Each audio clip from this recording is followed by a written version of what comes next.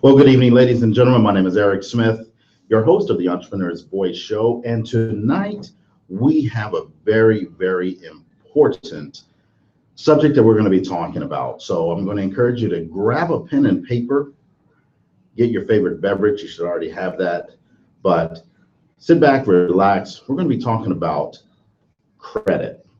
Credit is one of those things in America and this capitalistic world we live in that majority of people must have it, or at least it's checked to grant you apartments or insurance and things of that nature.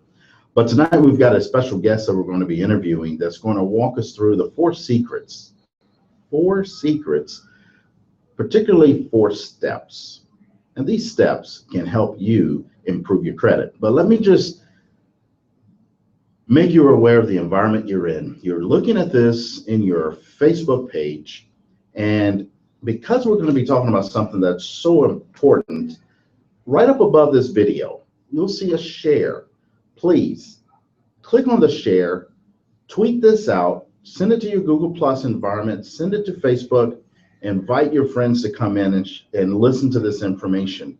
Because whether you're a business owner, you're a mom or a father, single parent, anyone that has goals trying to do some things in society today, you definitely want to hear this information. And this can impact you at a super high level. So invite all your friends. Second, we want to know who's listening, where you're listening from, because you're going to have an opportunity to ask your questions.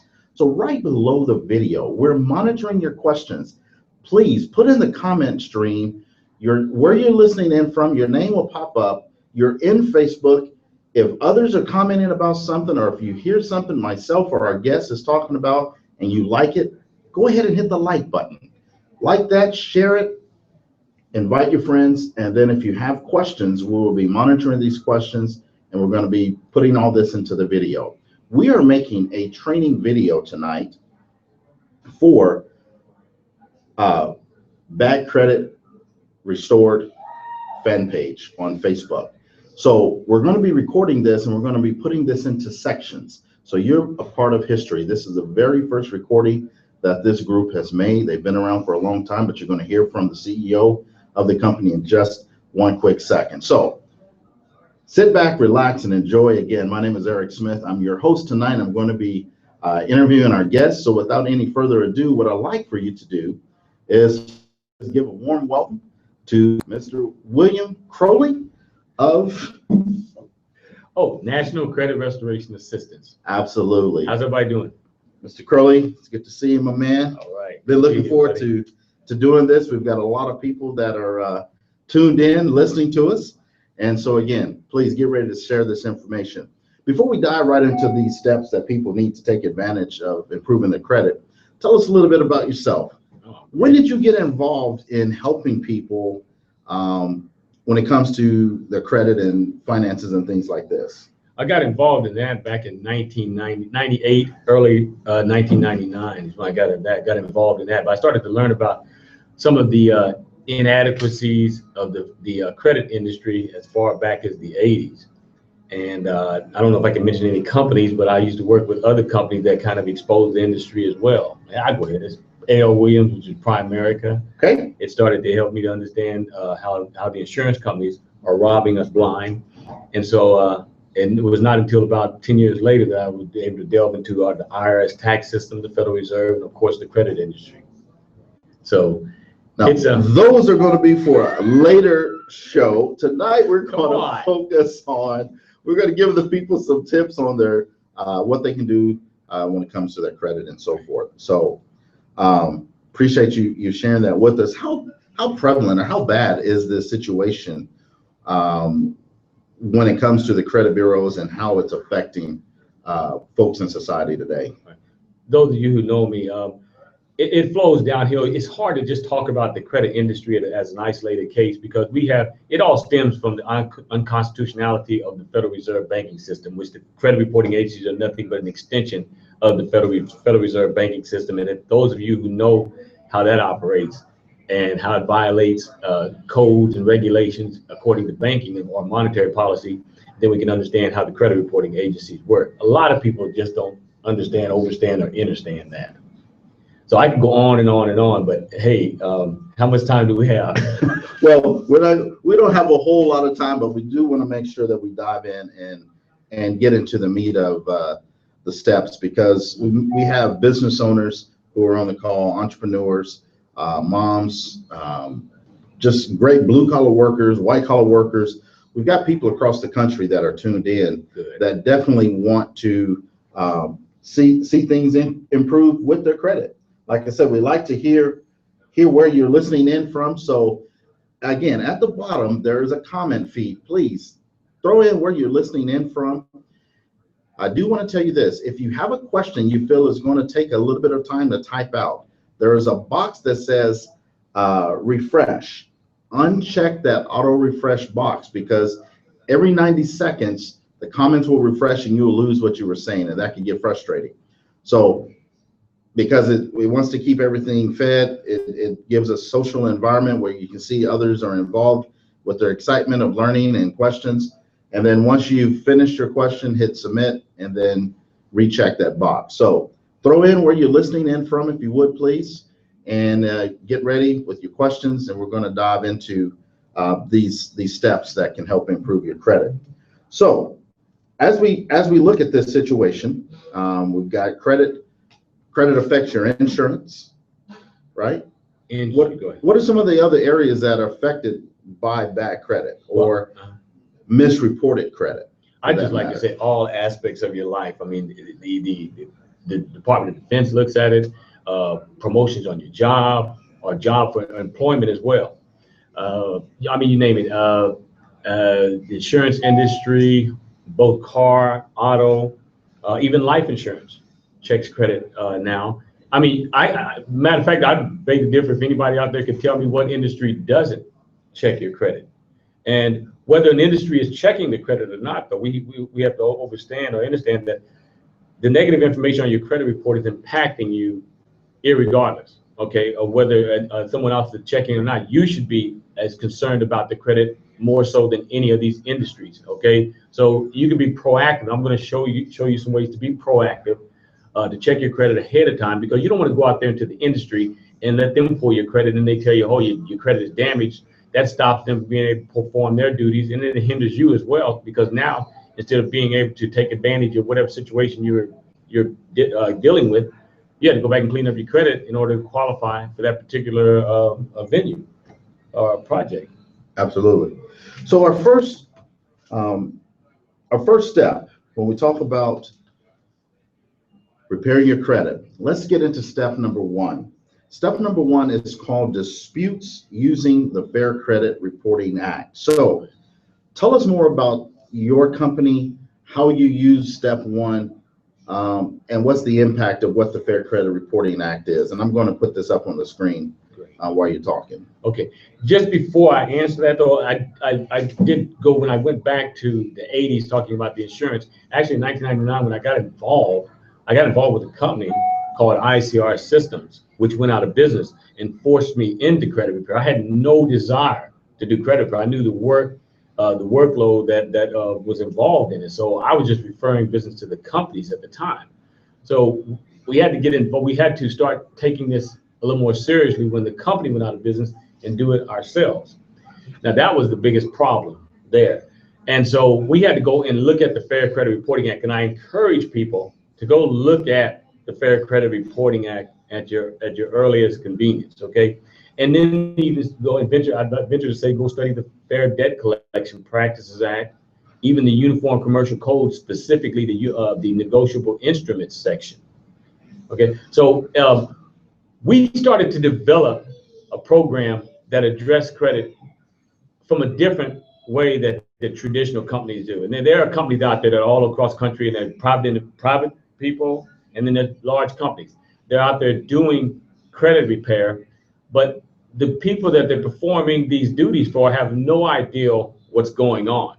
So we encourage people as well to go look at the Fair Credit Reporting Act so that you can see what National Credit Restoration Assistance is doing for you. So I don't like to use the word credit repair. I like to use National Credit Restoration Assistance, because we are assisting you in the process. You're going to get the disputes. You're going to see the disputes. You're going to be able to review the disputes before you send them out to the credit reporting agency. We strongly encourage that. And not only do we encourage you to make copies of the disputes prior to sending them to the credit reporting agency so that you can see that we're not using the same dispute over and over again.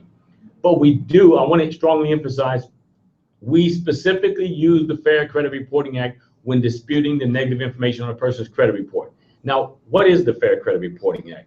It was created in 1970 and by Congress, shortly after the first credit reporting agency was formed. The first credit reporting agency that was formed was, does anybody out there know? I don't want to wait for the timer to go off there, but nevertheless, that was TRW, which is now Experian, and that is the largest of the big three. The big three being consisting of Experian, Equifax, and TransUnion. So mind you, TRW started in 1969. There was no monitoring, and they were just a private company. That's what credit reporting agencies are. They're private companies out there to make a buck. Congress had to regulate them because they were becoming ever so powerful because they had all of your information, social security number, every aspect of your life is on a credit report for the most part.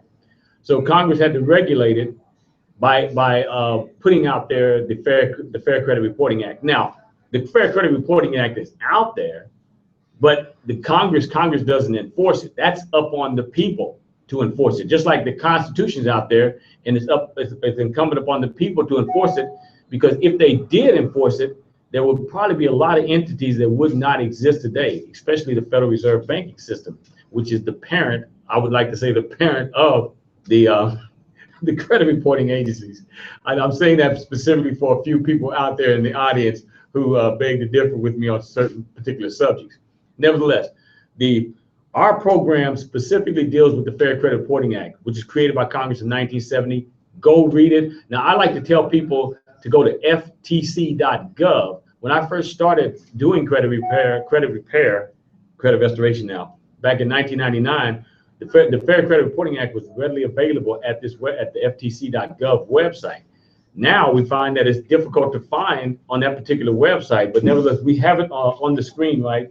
And can we give people that link perhaps where they can go and view the Fair Credit Reporting Act for themselves? Yeah, I'm going to drop the link in the right in the comment section down below, and you'll be able to click on this and go pull that up. And it is a very large document. I used to tell people it's about 96 pages of laws, and it's written in legalese, so a lot of it is confusing, and then a lot of it's just real simple language that will confuse you even further. Let me give you two examples.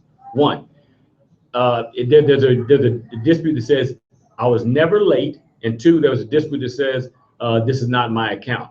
Now, the average person doing their own disputes will automatically say, well, this doesn't apply to me, so they skip over that and go to one that does apply. But in reality, that does apply to you when you either say this is not my account, or if you have an account that you've been late on, whether it's one time or you've been notoriously late. The account, when we say it's not my account or it's not, I've never been late, what you're saying is you're talking to the credit reporting agencies. You're not talking to the lenders, whom that is true with in that case, but we're talking to the actual credit reporting agency, so it does apply.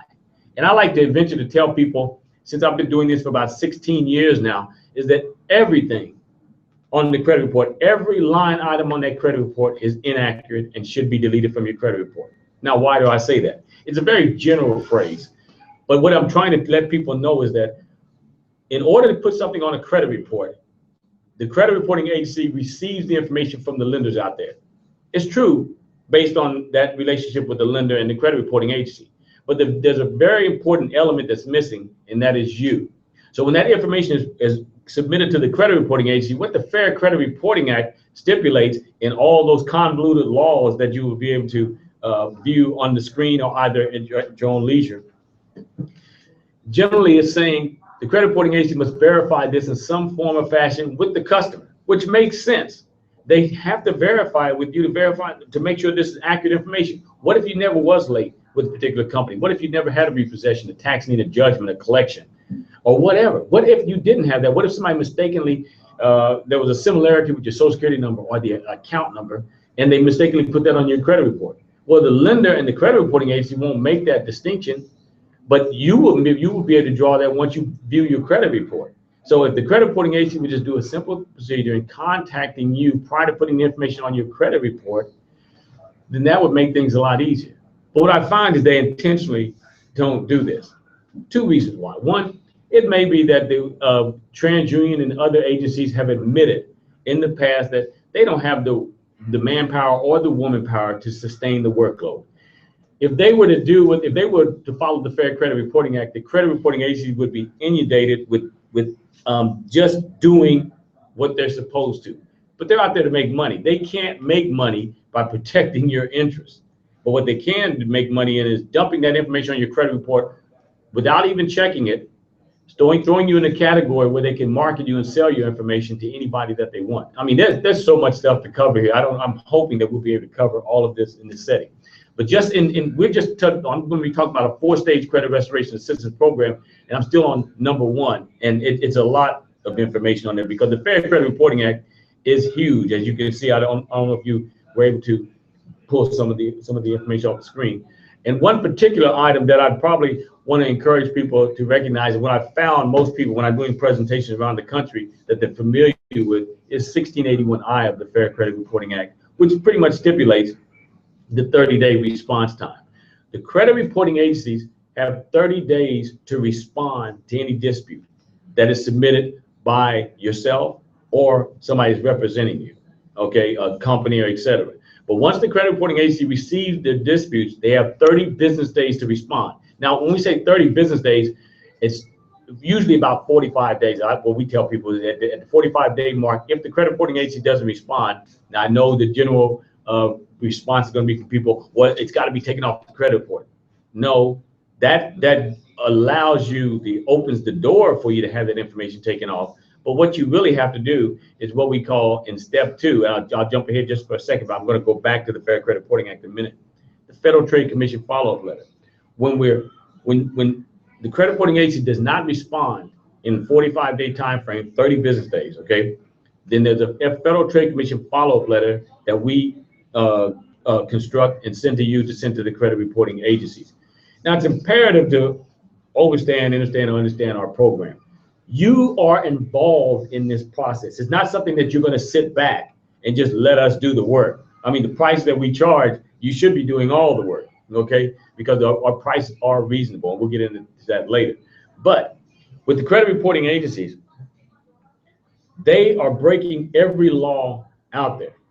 And the reason why they can get away with it is because the general population doesn't have any idea, any inkling of an idea of what the Fair Credit Reporting Act is about. And if you did read it, you'd probably be more confused after reading it than you did before you read it. So even though I said that, I still encourage people to go look at that Fair Credit Reporting Act, read it, study it. And if you can, try to do it on your own. Most people come to us because it's a lot of paperwork. And we have the experience. We've been doing this for over 16 years. So we know what laws that you use for bankruptcy, what laws you use for a tax lien, a judgment, a repossession, a late payment, even inquiries. Okay, even inquiries. A lot of companies won't dispute inquiries. We would dispute any negative item on your credit report because we're under the impression that, we're not even under the impression, we know that they violated some law of the Fair Credit Reporting Act, if not all of the laws. And I would follow, I'd probably deal with the latter part of that statement to say that they don't follow any of the laws. And the reason being is because we as consumers don't know the laws anyway, and most of the time we don't even know how to enforce those laws. But now, are there questions coming in, or state comments or anything in? No, but what I like to do is, so understanding step 1 is disputing using the Fair Credit Reporting Act. And there's a 4-stage reporting process that your company uses, from what I understand. Right. Next, what we want to do is we want to now talk about step number 2. Step number 2 is the Fair Trade Commission, or commonly known as FTC, follow-up letter. Explain to us what this process and the benefit of the Fair Trade Commission follow-up letter does. Right, Federal Trade Commission. And again, if you have any questions, drop those questions down at the bottom in the comment feed, and we'll work those in. Exactly. Now, the Federal Trade Commission is what the credit repair companies or credit restoration assistance companies, we use them to enforce the Fair Credit Reporting Act. Once we understand that the Fair Credit Reporting Act is not being adhered to with the credit reporting agency. Now, what I mean by that, the Federal Trade Commission follow-up letter is a unique example. When the credit reporting agency does not respond, and let me say this, I get a lot of clients over the years say, well, nothing came back or this didn't come back, and I tell them most of the time, when you're sending this information out, we encourage you to send it out certified mail, but there are other ways to send the information out. But nevertheless, the credit reporting agency, when they receive this information, usually they're going to respond because they're very familiar with the Fair Credit Reporting Act. They're just hoping that you're not. So when a person tells me that they didn't get anything back, it arouses suspicion on my behalf, because most of the time they will respond. But in any case, if they don't respond, then what we tell people is, yes, there's an chance or an opportunity for this information to be fully deleted from your credit report, but we're going to get the Federal Trade Commission involved in this. We use these entities to breathe life into them to work on our behalf, okay? They're just fiction. We are the flesh and the blood. They're waiting for direction from us. But what we've allowed ourselves to be conditioned to do is to sit back thinking that these laws and these directions or directives are going to do it on their own. They're not. They're there to work for us if we would just give them direction. So what we do in this case is we inform the Federal Trade Commission by sending the copy of the disputes along with some type of notification from the entity that you mailed it through, most time being the post office, that you sent some type of documentation that they received it. So we're going to send the copy of the disputes and the copy of the mailing instruction that said that the credit reporting agency received it. Sent to the Federal Trade Commission, and the Federal Trade Commission's job is to go after the credit reporting agency and say, you violated 1681I of the Fair Credit Reporting Act. Now all this information has to be removed. Sometimes they even skip that step and they just say, just send the information back to the clients. But what the law says, and when you look at the Fair Credit Reporting Act in there, and it's a massive document. I don't get the opportunity to look at it much because the officers are looking at it on a daily basis when they're organizing these disputes. But in there, you will find that what they're supposed to do is delete everything. But what normally happens with our program is that they just force the credit reporting agency to respond to the disputes because they're giving them the opportunity. Maybe there was a glitch in the system or something like that. So they're giving them the benefit of the doubt in most cases. I think maybe we've had 1 or 2 cases over the last 16 years where the credit reporting agency said, the Federal Trade Commission said, delete everything. So, but it's very important, and most companies don't have a Federal Trade Commission follow-up letter. So companies that are out there listening, and I know there's companies out there that are probably listening to these procedures, feel free to adopt it. I don't have no patent on this information, okay? This is public information. We just kind of tweaked it to where it works effective for our clients. The Federal Trade Commission follow-up letter is a very important step in this whole credit restoration program because it's going to force the credit reporting agency to do what they're supposed to do according to the Fair Credit Reporting Act. So it's imperative that people look at the Federal Trade Commission website as well. But be familiar with all of these laws that protect you as a consumer. I hate to use that word consumer too. Well, we are consumers, Yeah. but it's important that we understand those steps and procedures. So we understand step number 1 of the system. If you choose to put this company to partner with William and his company, understand the steps that they're going to be taking you through. We're outlining these steps. Step number 1, simply, as I was taking notes here, disputes using the Fair Credit Reporting Act. Number 2, Federal Trade Commission follow-up letter. Let's get into the step number 3 now.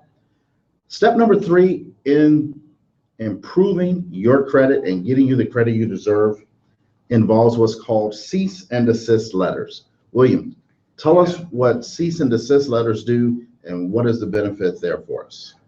The cease and desist letter is something that we aggressively used in the early part of the creation of our company. It's a program where if you're being harassed by the collectors out there, and most of us know what collectors are. These are people that have bought debt from the original creditor once the original creditor is charged off, and then they're coming after you for the debt. Now, I'm going to explain that further in detail in the next step. I want you to really break that down, but finish your thought, Yeah, and let's come back and break that creditor issue down. Right. So before we started to study the Fair Debt Collection Practices Act and the Uniform Commercial Code, specifically the negotiable instrument section, we started to kind of understand how debt really works.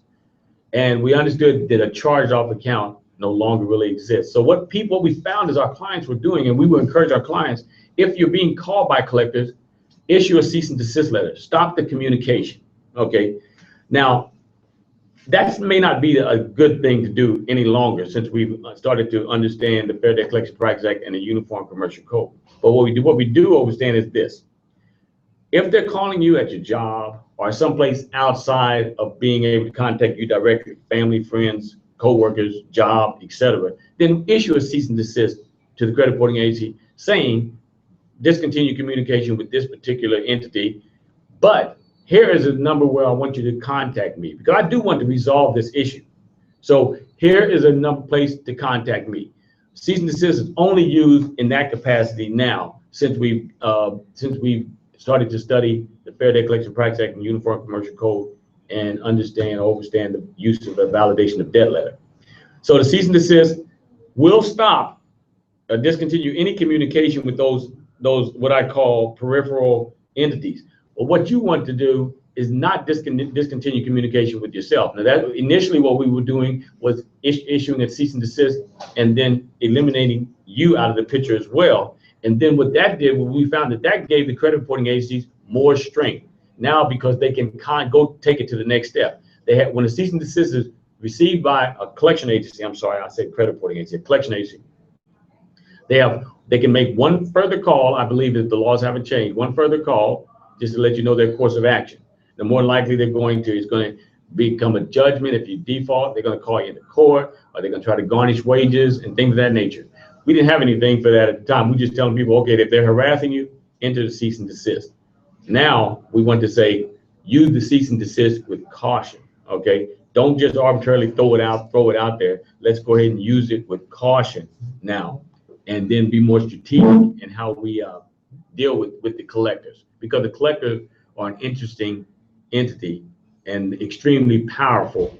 And the only reason that they're powerful is because we do nothing. We make them powerful because of our acquiescence and our ignorance of these laws in the first place. That's powerful. Let's take a few questions. We've got a few questions out here that are being asked, quite a few actually.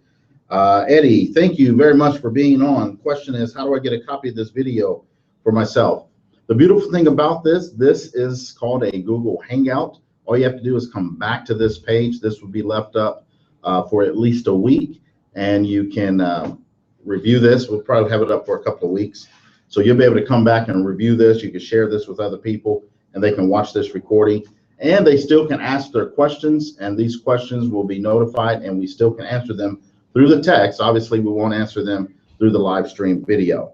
Kathy, glad you're on. Welcome, Kathy from Houston, Texas. Kathy's asking a question, William. Do the laws change state to state? For the Fair Credit Reporting Act, that's a federal law. So no, they do not change. They do have amendments, but they're not state by state. If there's an amendment or a change, it should be done nationally, okay? But if you want to say more on that, I mean, I know that's a short answer, but that's really all I can tell you, that it is a federal law, okay? So when you say state to state, if they make a change, it's going to apply to all states, unless there's some type of specific relationship that that particular state has with the federal government and the federal laws that are out there. So I would tell you right now, no, but if it does change or whatever, you know, we'll let our clients know for sure. Absolutely. Beatrice Sims from Sarasota, Florida. Welcome to the Hangout, Beatrice. How does credit play in student loans, private loans versus federal loans? And because most of them are impossible to repay.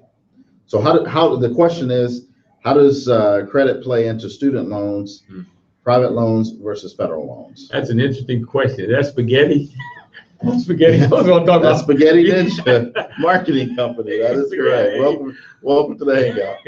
The student loans are a very interesting subject. I was working with, in a certain way, I was working with April Cherney, and I hope I'm not messing her name up, but she's an attorney up in Jacksonville who's trying to have student loans treat it like any other debt and be charged off. Unfortunately, federal student loans, and that's what she's working on, has not yet been able to associate itself with being charged off as private loans and other loans do. Student loans can stay with you for the rest of your life, so you better deal with them in a very strategic manner. Now, how do we deal with the student loans? What we want to do, like we do with any other debt out there that pertains to the Fair Credit Reporting Act, is ultimately we want this information deleted from your credit report, gone.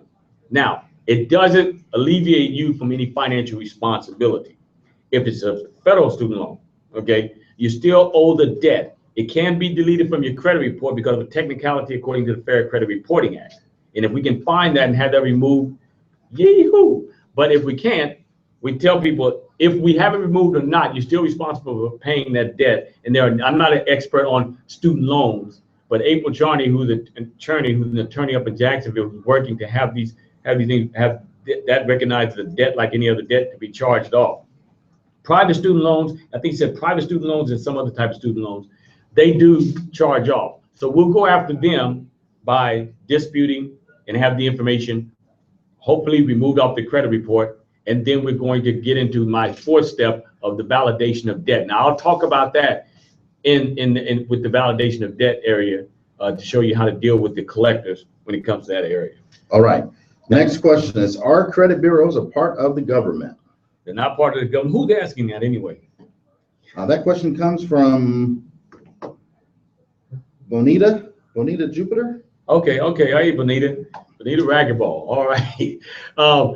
They're not part of the government, although they like to associate themselves with the government because of the fact that most of the people out there are intimidated by the government, not understanding that they're a fiction and that they're there to work for the interests of the people if the people would just rise up and gain some knowledge. But nevertheless, the credit reporting agencies know what they're doing by strategically aligning themselves with the government by saying that they give themselves titles, fabulous titles like the Credit Bureau. They're private companies and they're out there to make a buck. That's why the Fair Credit Reporting Act was created in 1970, shortly after the first credit reporting agency was created in 1969, because the Congress and the government, probably through the concerns of the mass of the people, were saying these people have too much power. And they do wield a lot of power, but they are private companies. And they're out there making billions, I would say billions of dollars off the ignorance of the masses of the people. People use that Fair Credit Reporting Act and use it to what it can do to help you to overcome a lot of these inefficiencies and these strategies that the credit reporting agencies are doing to make money off you. But to answer your question once again, no, and absolutely no, they're not part of the government. The government may side with them, though, if we're trying to sue at a later date. The government may be siding with them to a certain degree. But if we're aggressive enough, we can do what we're supposed to do in getting this information resolved. Absolutely. Thank you for the questions. We'll catch some more questions here after this next segment. Keep those questions coming. Let's get into step number 3 of getting the credit that you deserve, and step number 4. We just covered step number 3. So step number 4 in getting the credit that you deserve is called VOD, or validation of debt letters to collectors. This is a very important segment that we're going to discuss. Keep your ears tuned in, write your questions, throw your questions in the comments. William, why is this section so important? Yeah, because most companies out there, first of all, credit restoration, credit repair companies only do the first step that we mentioned, which was disputing the negative information on the credit report. I'm not beating them up, but I'm saying that's not complete credit repair. Just disputing, you can probably sit at your home and just play the guess game and get a lot accomplished that way as well. Will it be effective? Will the stuff probably come back on? Possibly, if you don't know what you're doing. So when I'm talking about this, it's kind of like all interrelated and intertwined. So when you hear me talking about any of these 4 steps, sometimes you're going to hear me talking about the Fair Credit Reporting Act when I'm talking about the validation of debt through the Fair Debt Collection Practices Act and the Uniform Commercial Code. But the companies out there, all they're doing is that first step. We've created what we call a 4-stage credit restoration assistance program, implementing the measures of a Federal Trade Commission follow-up letter, cease and desist, along with the disputing, and a creative way in doing the disputes, because you're getting copies of the disputes while you're sending them out to the credit reporting agency and keeping copies. Now, that fourth step is what we call the validation of debt. I think it's probably the most important step of this whole process, because when we started issuing the cease and desist letters back in the early 2000s, and we were telling people discontinue communication or your relationship with the collectors, that's an absolute no-no to me now. You want them to discontinue contacting your family, friends, etc., but you want to have an open line of communication with these collectors, because it's what you call a presentment. Presentment, these people, somebody's checking to see if you owe somebody something, okay? Now, let me make sure that you understand what I'm talking about, or understand what I'm talking about when I'm talking about a collection. The original creditor charges a debt off, and people around the country would differ with me on this, and I love that. I don't have any problem with it. So there's a gray area, and when you go look up charge off, it'll give you the impression that you still owe the debt. And I know why they do that, because what they're not telling you that if you don't dispute the debt, then of course you do owe it. Okay, you did owe the original creditor though. So what I tell people to do is, if you can't pay a debt, then eventually it's going to charge off. Usually between 90 to 180 days, the debt is going to charge off. What does the charge off mean? It's a gray area, okay? Go view the negotiable instrument section of Uniform Commercial Code, look at the Fair Debt Collection Practice Act. But what we've done is said, okay, let's issue some documents to them and let's let them tell us, because I don't know everything. People like to say, well, he's the expert at credit repair, credit restoration. Okay, possibly, but I'm always learning, just like we're always learning in every field that we have. I'm an expert to know that I don't know certain things. What I do know is that the collectors are operating, to me, illegally, but they're operating within the realms of the law, because we, the people, are not standing up against their chicanery. What I mean by that, when the original creditor charges the debt off, it releases all parties of any financial obligation to the debt. And I'm looking straight into the camera. I want somebody to challenge me on this, okay? Because later on I'm going to tell you why this can happen. When the original creditor charges off, it releases all parties of any financial obligation. Now, the original creditor is getting some type of payment. I don't even care what it is, but let's just say it's an insurance write-off, a tax write-off, or whatever the case may be. The debt is being satisfied because they discontinue communication with you. They discontinue communication with you. Now, lo and behold, maybe a year or two, 6 months, 3 or 4 years down the line, then you get ABC collections, CDF collections, or some place you've never heard of calling to tell you that they're representing the interests of the original creditor and that you owe this debt. And sometimes the debt that you owe the creditor is less than what you owe the collector, because they've attached penalties and fees. Okay, so I tell people, you do owe that debt at the initial stages. That's why we don't want to discontinue communication with the cease and desist. But what we want you to do is say, okay, you can contact me, because what I want to do is now I want to deal with these collectors from a different perspective. I don't want to run from them because they say that I owe them money. Then let me put some closure to this, or find out if I really do owe them some money. So that's why we came up with this thing called the validation of debt. Now, the validation of debt is going to call I don't know if I have a copy of the validation debt letter to put up there. I will have it on my next video or somewhere down the line in future webinars. But a validation debt letter tells the collector, okay, prove to me that you have the original note. It's kind of similar to what the mortgage people are doing when they're doing the forensic audits and challenging a mortgage by saying, prove to me that you had the original note. Well, that's secured debt. What we're dealing with is unsecured debt when we're doing the credit restoration for our clients, okay? By doing that, we're saying, okay, Mr. Collector, the original creditor has already been satisfied. They're no longer contacting me. They don't have an interest in this debt because they've charged it off. And it'll reflect on your credit report in the verbiage of charge off, profit and loss, write off, or something to that nature. But once you see that, you should jump up and say, hallelujah, the original creditor is no longer going to contact me. But now you got to deal with the collectors. And they may sell it to multiple collectors. What they're doing is they're selling this paper for a huge discount, okay? And for those of you who are savvy in the real estate industry, these are note buying industry, these are what you call non-performing notes, okay?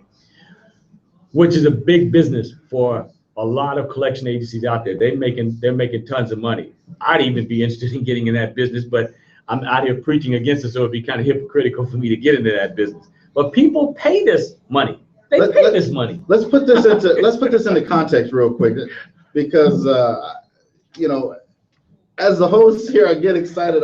You're the star of the show, but I must say, let's just give an example. If I owed Capital One, and unfortunately I went default, owed them $1,000, and they charged it off, which, by the way, get a copy of Black's Law Dictionary and look up charge off. You'll be amazed at the definition. Thank you. Now, that $1,000 that charges off, let's just say Portfolio Recovery Services comes along.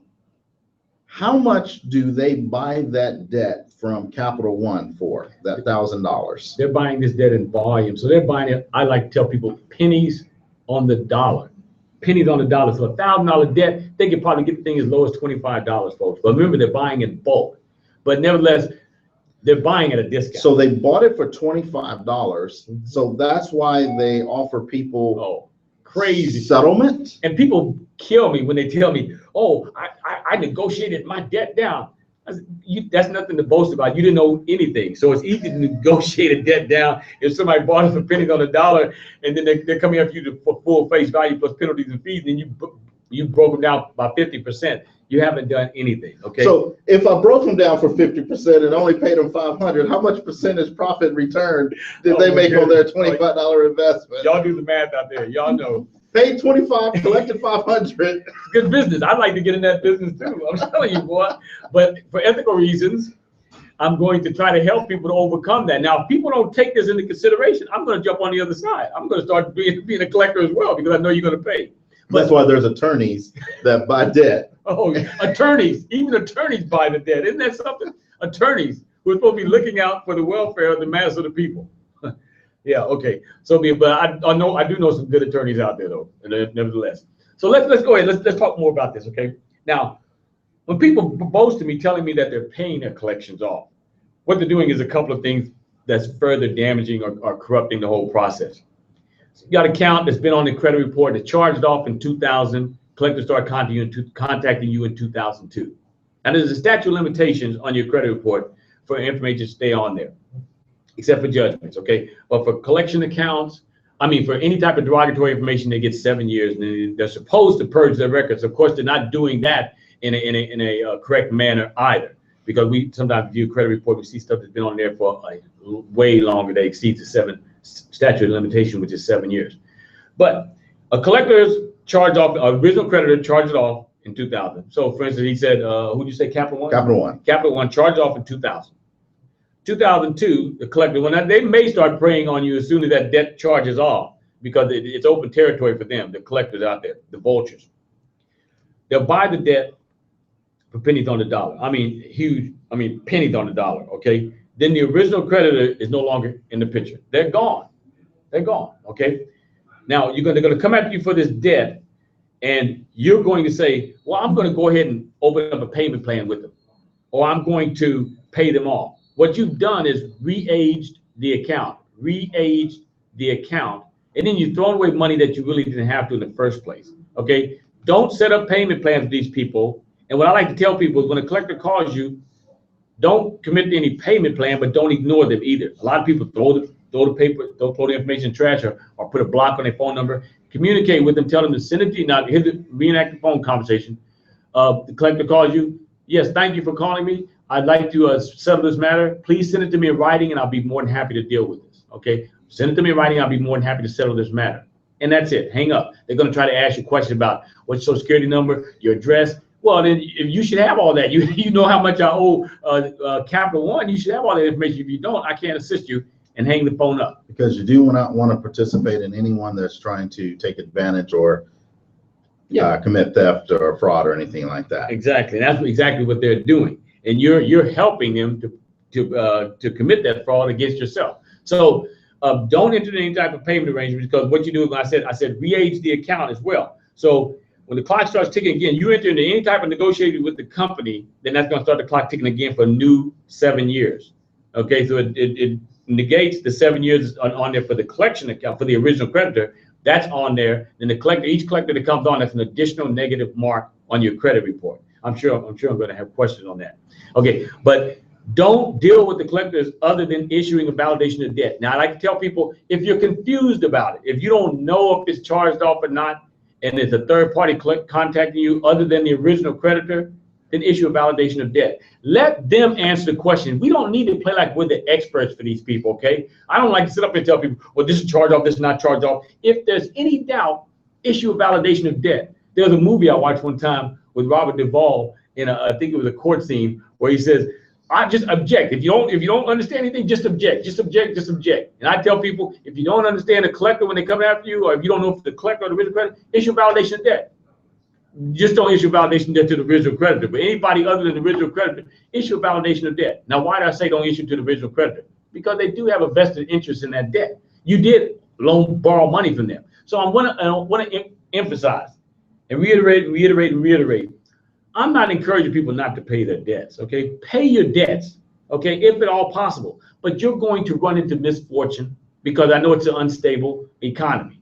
And it's not an unstable economy by mistake. It's purposely unstable, okay? And the bankers and other entities out there make that happen. So understanding that, then I want to be able to give you a reprieve and say, listen, since the economy is so unstable and it's intentionally unstable, then here's some ways to help you. We bail out the bankers when they repealed the Glass-Steagall Act and created this whole housing crisis with the Community Reinvestment Act and the houses being inflated, where we had the artificial crash in 2007 and 2008. That was all orchestrated. So if we bailed them out with our tax dollars to let them off the hook, then I'm definitely going to work with consumers out there when they fall prey. Or I don't like to use the word victim because nobody's victim. You get what you deserve because of lack of knowledge. But when you out there making mistakes, and a lot of times most people are making mistakes, it's not even intentional. Okay, they're making honest mistakes and they can't fulfill their financial obligation, lost their job, major medical, etc., death in the family, whatever. The case is, I don't ask the questions. All I'm here to do is help those clients to come to me when they're being plagued by these collectors for debts that they do not owe. But just because I tell you that you do not owe the debt, it doesn't mean that you ignore the collectors. Let's deal with them and let's put them on notice to cease and desist. That's a better form of cease and desist, what we call a validation of debt. Absolutely. Whew. That was a heavy subject, but thank you very much for that. Let's get into some questions that came up. Beatrice asked a question, speaking of garnished wages, can they garnish business income?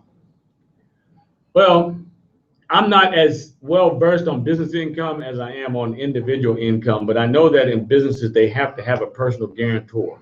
So I would say, yes, always look at the worst case scenario if there's ever gray area or it's in question.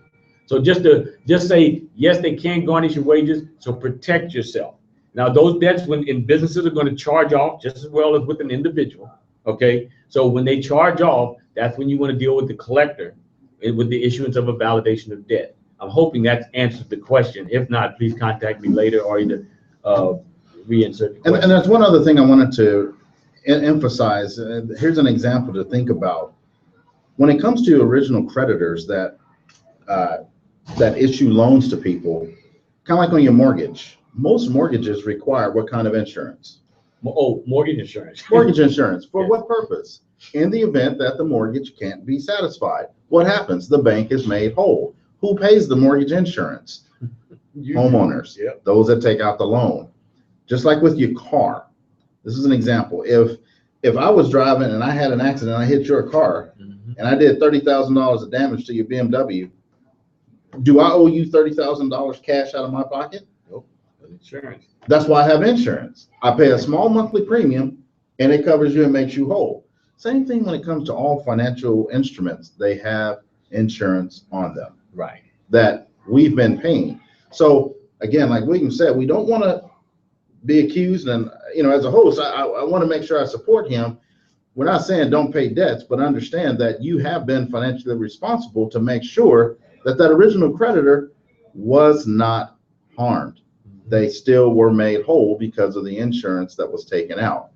It's just part of the game that they get to sell this debt and someone else gets to buy it to make a profit.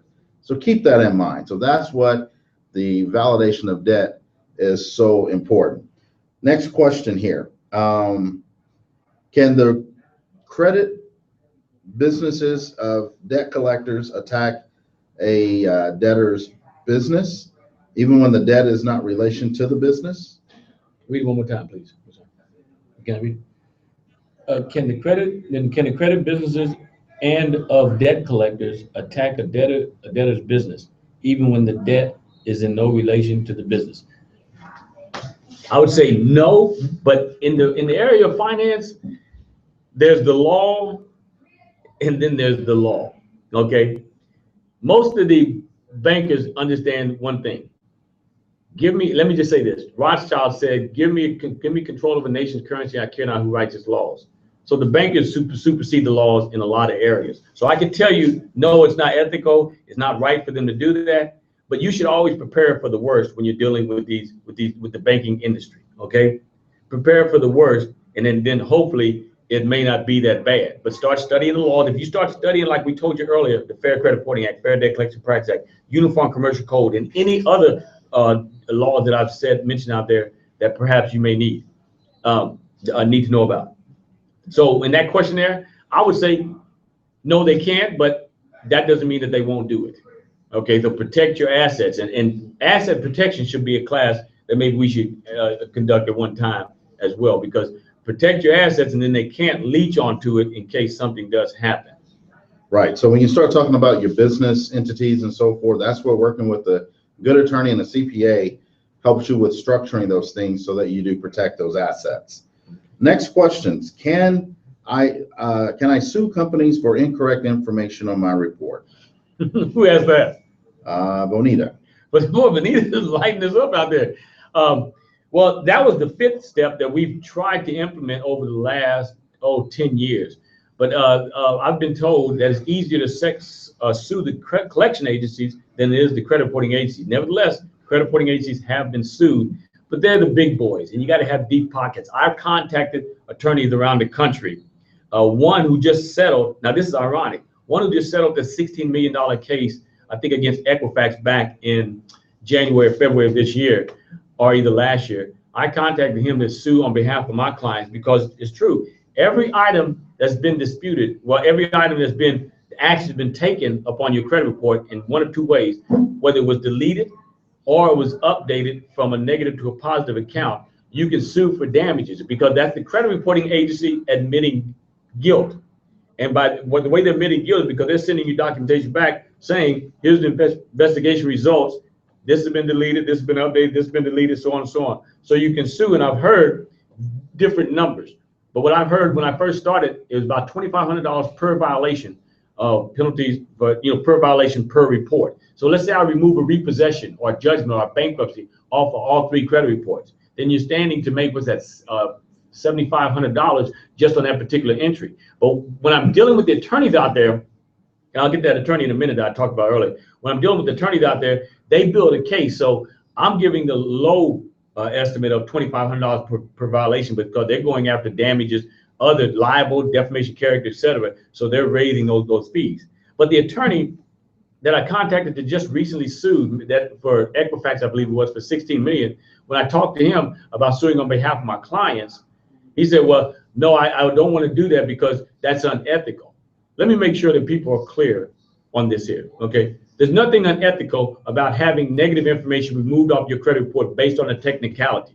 I'm giving people, or we, the credit industry out there, giving people another chance in life. Now, we're not encouraging you to go back out there and mess up again, but do people? Yeah, because the economy is unstable. But nevertheless, we're here to help you to overcome these objections. Because listen, the government, the bankers got bailed out by your tax dollars. Your tax dollars bailed out the bankers who intentionally done what they did, okay? The repeal of the Glass-Steagall Act. Look at the Glass-Steagall Act, and then you come back and tell me if it wasn't foul play administered there when it was repealed in 1999, which was a prerequisite for the current crisis that we have in the economy right now. If they can do it and get promoted, then we can do it. I can help the common family out to overcome these objections. Now, let me say something else too. Whew. Okay. Cool this brother down. Calm me down. Let's make sure.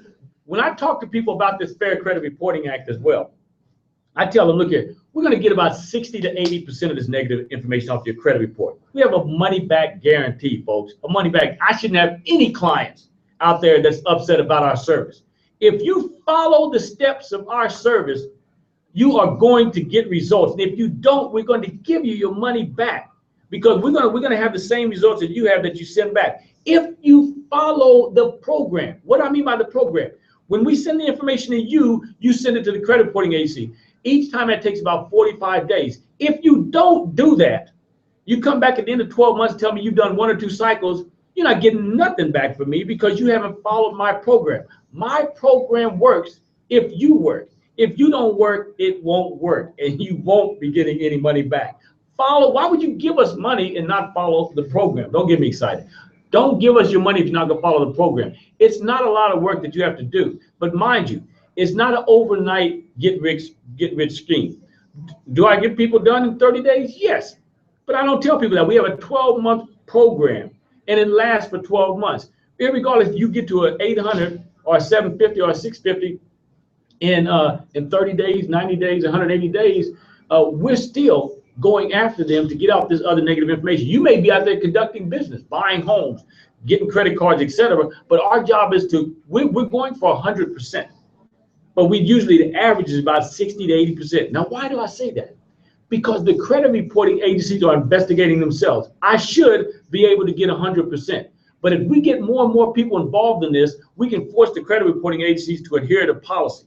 We can either shut them down, because I think we're the only country that has a credit reporting agency, and it serves to the advantage of the bankers. It's not any advantage for you, my friends. Let me tell you that right now. Because if it was, then the credit reporting agency would be operating according to the Fair Credit Reporting Act. Unfortunately, they're not, and we're here to enforce that. So they are investigating themselves. So next time I tell people, when you go out and commit a crime, tell the judge you're going to investigate yourself, and you get back to them with the results in about 30 to 45 days. Tell them that. They'll probably fall over in their seats. But nevertheless, it's a double standard because the credit reporting agencies are investigating themselves. They're investigating themselves. So what are they going to say? They're going to give you some satisfaction, but we're persistent. Persistence is what angers them and frustrates them. So they'll eventually, when we're sending different laws each time, and they know they broke the laws, but they want to see how resilient you are. Will you rebound? Will you come back after they reject you on a dispute? Because one thing you can do as well is, if we send in disputes to the credit reporting agency and they say, oh, this is a frivolous response, you can actually take them to court right then and there. But most people don't have the time to do that. We're dealing with working class families, okay? That are out there. They don't got time to be running back and forth in the court. They're dealing with getting their children to daycare, to getting to the job, running their business, et cetera, et cetera. So they have much more important things to do than to follow up on these inadequacies of the credit reporting agencies. But you can just stop there and sue. Most people don't. So what we do is we take it and go after the credit reporting agency with the new law, with the new dispute. And I know it seems redundant to some people, but just hang in there and follow our procedure. Because I've been doing this for 16 years. I didn't quit my job to go out there and try to rip people off. We are out there doing a legitimate business, using the Fair Credit Reporting Act to go after these credit reporting agencies to get them to adhere to policy. Then we've even added other steps that benefit you. See, I deal with the real estate industry. So that's one thing, that's one important aspect of this validation of debt policy, although it stretches all across the industry, but the real estate industry is specific because people are paying out thousands of dollars to collectors when they don't really have to. So we use the validation of debt to stop them. I gave way more. Appreciate that. Another important question: how long does it take to start seeing results with your credit score? This is from Katrina Evans. Welcome, Katrina. Is it possible to raise your score in less than a month? Yeah, it's possible. Now, prior to 2007, we were doing what I call a premature score hike. Okay, that means when disputes are submitted to the credit reporting agency, it automatically neutralizes anything negative on your credit report. So if someone was to pull during that time frame of investigation, they're going to see a credit report with only the positive information reflecting. Okay, so you could jump up to a 800 overnight, but now they put a lock on that. So since 2007, 2008, we've had to do it a different way. We have to wait now the time frame of the 30 days, okay, 30 business days. Now, you can have a significant score hike in that 30 days, because when I say the average is 60-80%, sometimes we clean up people completely in 30 days. Sometimes it takes 12 months. Sometimes we don't get but 2 or 3 items off. But nevertheless, you can start to see results within as early as 30 days on that credit report. Now, it's incumbent that you understand how that scoring system works. I tell people, don't ever talk to me about score, because I don't care nothing about your score. What I care about is the negative information that existing on the credit report. Once I attack that, the score is going to take care of itself. Our job is credit repair or credit restoration. We want to clean up the credit. Don't go out and try to get all glamorous and try to add positive trade lines, authorized users, and all like that. You have negative information on the credit report that we can transform from a negative state to a positive state, therefore helping to raise your credit score, just like a deletion is helping to have your credit score. But you have to have the existing positive on there to determine that. So as we're removing the negatives, it's going to rescore you based on your existing positive. Now, one other thing is, when I say transform a negative account to a positive account, let's say you had a mortgage or a car payment that's been notoriously late for the last 5 or 6 years that you've had this loan. We can go in and wipe out the late payments, change that account, take that account from the negative category, move it over to the positive category, because there's no late payments on there because we deleted them. Is it unethical? No. Okay, it's not unethical. We're following the laws of the Fair Credit Reporting Act, so we're getting them on technicality. Just like the police, when they stop you, they get you on a technicality because you don't have your signal on or whatever, or you didn't stop or rapid stop, but we're policing the credit reporting agency. So I hope I answered that question. All right. So I've got a question for you. I mean, we've gone through these 4 steps. If I was listening out here, I'm saying to myself, okay, tell me, what does it take to get started? How much does your service cost? And you said it's 12 months. What is the cost of the service? Okay, the normal and cost. Explain how that works. Yeah, the normal cost of service. We kept our service, the price of the service, the same for the last 16 years. Okay, $499 for individual, and an additional $150 for the validation of debt. We had to start charging for the validation of debt because people were bombarding us with collection letters. And that became a nuisance. So we had thrown that in there just as an added measure or incentive for people to do credit repair with it. But we have to charge you now. $150. So an individual coming to us off the street, not attending this seminar, they would pay about $650 for our service for 12 months with the money back guarantee. Okay. Now, that's a great price within itself. Okay. Because it breaks down just for the credit repair, breaks down to $120, $130, $160, $168 per report. Okay. For 12 months service on each report. But what we're doing in this seminar, and I sound like I'm selling steak now, but wait, but here, there's more. There's more. In this seminar, okay, I mean, we're expecting a huge return on this here.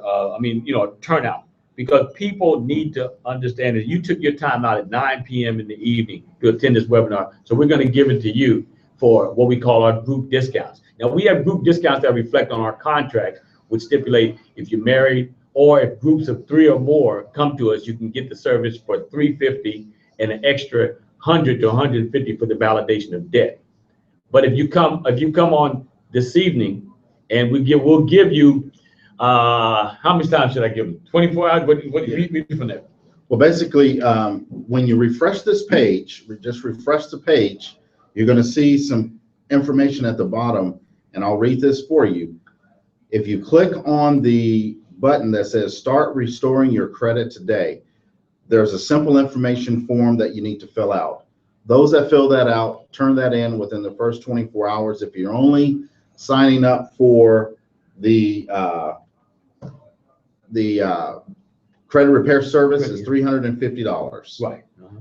If you want the validation of debt services, it's a 12-month service. It's $450 if you sign up within the first 48 hours. But you need to have this information filled out tonight so that it's dated for tonight, and then hit submit. So it's totally secure. It's not asking for your social, so you don't have to put that information. It's just basic contact information and a little bit about what your goals are, what you're wanting to accomplish. So click on the Start Restoring Your Credit Today button, fill that form out, and the program that's being offered tonight for being on listening tonight will save you some dollars. And you can work with William, and his team will be working with you for 12 months. But to get this pricing, take advantage and get signed up, fill out the application, and then our office will contact you so that you can take care of payment and everything else that you need to get started. Yeah. Now, reading that, I don't know if did you read the breakdown there? It's $350 including the validation of debts. Okay, so it's not $450. For an individual, you're getting a group discount. It's $350. You're getting less than our group discount. $350 for the entire package. That's including the validation of debts within 24 hours. See, it even gets better. Oh man! And so if you do it within the 48 hours, then it's $450, including validation of debts, and both of these are for 12 months. Okay, 12 months. So if you do this within the first 24 hours, if you sign up and get taken care of, it's $350. Everything that we talked about, all 4 steps. And if you do it within 48 hours, then it's $450. After 48 hours, $600 is $600. Well, it's $650, but $650. Think about this. I just want to say $650.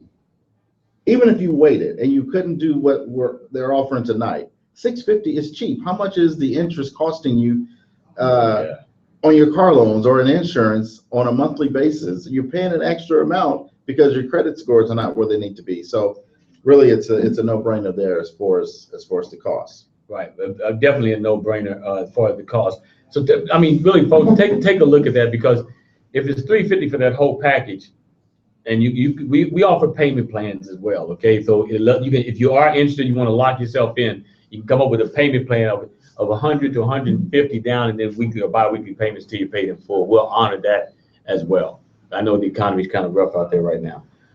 Take advantage of it. You know, I just want to say, William, it's great to hear this information. I mean, for everything that you all are doing for companies and for individuals, not for companies, what you're doing for people, I want to congratulate you and applaud you for doing this and keeping prices down.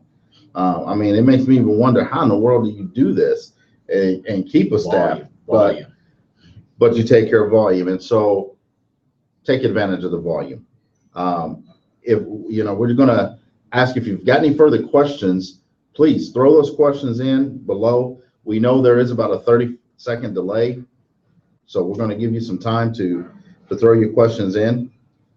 And I've got people that's texting me as well. If I can entertain those questions. Okay, sure.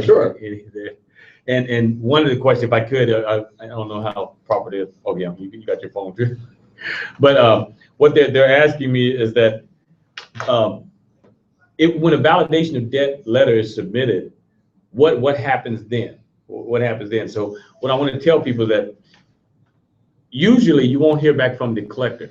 Okay, you're going to give them 30 days to respond, just like that letter that's sent to you. Just like the letter sent to you, where they give you 30 days to respond to them in the form of a dispute. We're going to give them 30 days to respond to you. Usually they don't respond. When they don't respond, they've acquiesced. In other words, they've agreed with your terms that you don't owe the debt. The collectors don't want to deal with any stubborn people out there. Okay, they want to deal with the laydown, the people that's just going to pay them. So when they run into some person that's obnoxious, that like you are, by issuing a validation of debt, usually they'll just go away. Okay, and our success ratio with validation of debts, I'd say, is about 80 to 90%. Whereas with the credit reporting agency issuing the disputes, about 60 to 80%. If we do it that way, and let's say they become more aggressive and come after you, then we'll show you how to negotiate the debt down, because we know they bought it for pennies on the dollar. So we'll say, if the validation of debt for some reason isn't adhered to, and they really can't adhere to it, but sometimes they're too stubborn and you're not paying us enough. We're not attorneys, okay? We're just assisting you with your credit and adding some other incentives along the way, something that we're knowledgeable about. So we tell people, go ahead, we'll show you, we'll assist you in negotiating. We can't talk to them, they won't talk to us, but we'll assist you and give you some ideas on how to negotiate with them to get it down to near pennies on the dollar. Okay, and then even have the thing possibly still removed from your credit report. Now we can remove a collection from the credit report, and the collectors can still pursue you for that debt. So that's why we issued the validation debt, because we want them to stop pursuing you for that debt as well. Is it on? Mm-hmm. Oh, it's still on. Okay, I didn't know. I see the blank screen. That was the question, guys. Got to tell you how much time we got left there. No, we'll be stopping whenever we're stopping. Oh, okay. Because another question is, okay, on the statute of limitation letter. Okay, the question is, when and if you have submitted a Federal Trade Commission follow-up letter, have they removed everything off? That happened about 2 times out of 16 years. Most of the time what happens is that the FTC gives the credit reporting agency a reprieve and allows them to still respond or respond to you within a given time frame, because they expect, they say that some type of glitch happened in the system and the credit reporting agency was unaware of it. So they do work hand in hand, but we've got the more we intervene, the more we can get these entities to work in our interest instead of in their interest. There's a question, is there a coupon code, Kathy? What you want to do is go ahead and just get the application filled out. Yes, it's Credit Man, but what you need to do is just go ahead and click on the link below. Just get the application filled out. It's not taking any payment. You're not paying anything when you fill the form out. Their office will contact you, and then they'll take your payment and so forth based on whatever arrangements that you set up. You just want to get the timestamp on the form so that they know how to honor and take care of the processing and everything based on the offer that was given. So the coupon basically, or the discount, is if you sign up within 24 hours, you get everything for $350. If you sign up within 48 hours, paid in full, or payment arrangements made, then you pay $450. So basically, they're offering you a huge opportunity to save some money. They're going to work with you for 12 months and make sure you're taken care of. Mm-hmm. All right, next question. This is a great question, and we appreciate those of you that are already submitting your forms. Wise decision, get those on in, and you'll be getting followed up with immediately tomorrow. What if you already are paying a collection agency for a debt? That's a huge question. Oh, I'm sorry, say it again. What if you're already paying a collection agency for a debt? Yeah, that's a great question too, because we have had clients that came in and were already entered into a payment arrangement with the collector. I tell them, hey, listen, don't worry. You make my job a little bit more difficult, but nevertheless, we'll tell you, go ahead or we'll suggest that discontinue paying them, but don't discontinue communication. Now you want to say, because remember, we can always go back and reevaluate any claim. According to the Uniform Commercial Code, any contract can be voided if either party establishes that fraud exists. So in saying that, you're the party that's establishing that there's some type of mishap here, maybe some fraudulent activity, so you have the right of redress. So you want to recontact that collection agency and say, okay, discontinue my agreement for payments right now. I want you to answer my validation of debt. We'll submit a validation of debt on your behalf. Now, they have the right to still reject it because you have already entered into a payment arrangement, but at the same time, we don't want to get too much into a legal area, but we can help people for a very inexpensive price, as you already know, and try to alleviate or rid yourselves of a lot of this unnecessary debt. So on the collection, if you've already started paying, you can stop, but don't stop to ignore them. You're stopping for inquiry. And we've intervened, and that success ratio is probably about 50%. Okay. Now, so if they play hardball, you can either go back to court, show the validation debt, go back to court or mediator and deal with it from that perspective, or maybe even try to negotiate it down even lower than the original plan that you agreed on. So the ball is in your hands. It's just that you have to know that, and knowledge will allow you to get there. We're in the situation we're in because of ignorance. The school system won't teach it. Any level of education won't really delve into the Fair Credit Reporting Act, Fair Debt Collection Practices Act, or Uniform Commercial Code. And if they do, they're going to really glaze over. They won't get down and dirty like what we do when we're applying our services. There you have it. Okay. Any other questions? Now, feel free to get your questions in. We have just a few minutes that we're going to leave it open for you to get your questions in, get your forms submitted, get that filled out, submit your forms, and their office will be following up with you. Okay. And then I did have another comment. You said, somebody just asked me, is there a couple discount? And no, the couple discount is going to be, this price here is less than the couple discount. So this is for individuals that want to go through our service within the first 24 hours, like we said earlier.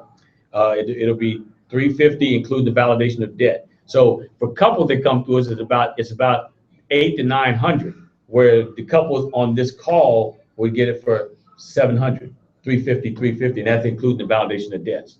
So when they're saying is there a couple discount this year?